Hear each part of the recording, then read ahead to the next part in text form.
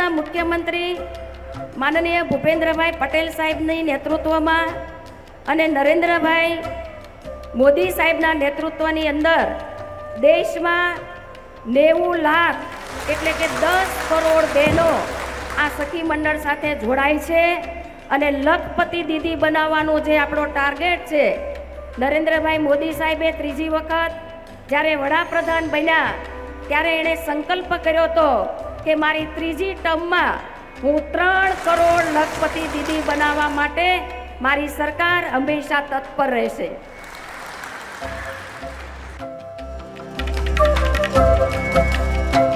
નમો સખી સંગમ મેળાની અંદર આ શીખવાનું છે. આ મારી જેટલી બહેનો સામે બેઠી છે ને, એ બધા એની ઉંમર કાંઈ પણ હોય, એનું બેકગ્રાઉન્ડ કાંઈ પણ હોય, એ ડૉક્ટર હોય તોય ભલે ને ડ્રાઈવર હોય તોય ભલે, એ પોલીસમાં હોય તોય ભલે અને વિદ્યાર્થીની હોય તોય ભલે, બધાએ શીખવાનું આટલું જ છે કે પહેલાં મસલ પાવર એટલે કે આપણે કંઈ વેઇટ લિફ્ટિંગ કરવા નથી જવાનું, જોકે એમાંય આપણને મેડલ સૌથી વધારે બહેનો જ લઈ આવી દે છે, પણ એ મસલ પાવર તો જે સ્પોર્ટ્સમાં હોય એ ડેવલપ કરે.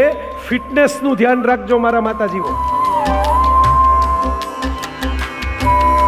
અહીંયા બેઠેલી તમામ દીકરીઓ જે ભણી રહી છે કે જે કામ કરી રહી છે ને, એ માત્ર તમારી આવડતના કારણે નહીં, પણ તમારી માએ તમારી દાદીએ ક્યાંક કોઈક પુરુષ સામે લડી હશે, ક્યાંક એણે ના પાડી હશે, એટલા માટે એણે રસ્તો કરી દીધો અને તમે સડસડાટ ચાલી રહ્યા છો.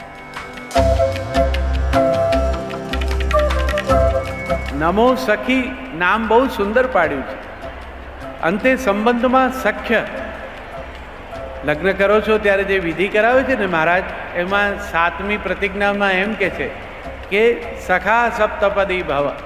આપણે બંને એકમેક સાથે જોડાઈને એક ઉત્તમ મિત્ર સાબિત થઈએ, અને મિત્ર હોય ને એ જ એકબીજાના વિકાસમાં રસ લે, એકબીજાની પ્રગતિમાં રસ લે, એનાથી રાજી હોય. પ્રેમી હોય એને તો સાથ પણ કરવો પડે કે તું આવ, મિત્રને સાથ પણ ન કરવો પડે, મિત્ર બાજુમાં જ હોય.